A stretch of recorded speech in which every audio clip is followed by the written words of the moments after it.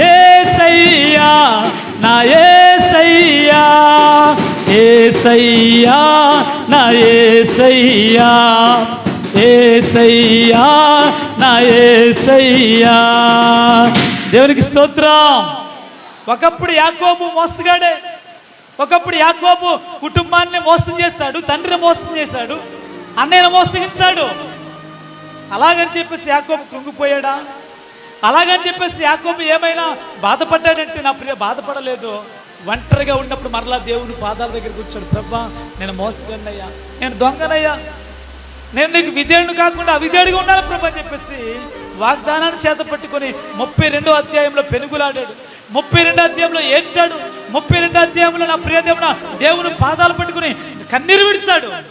ఎంతగా అంటే నా ప్రియ దేవుడు, నువ్వు ప్రార్థన ఆపరా బాబో, నేను వెళ్ళిపోతానన్నట్టుగా అంతగా ప్రార్థన చేశాడు. దేవునికి స్తోత్రం చెప్పండి గట్టిగా. ఆ రోజు కన్నీటి ప్రార్థన యాకోబు కుటుంబాన్ని ఇప్పటికీ తరతరములు కూడా నా దేవుడు దీవించాడు. దేవునికి స్తోత్రం చెప్పండి గట్టిగా.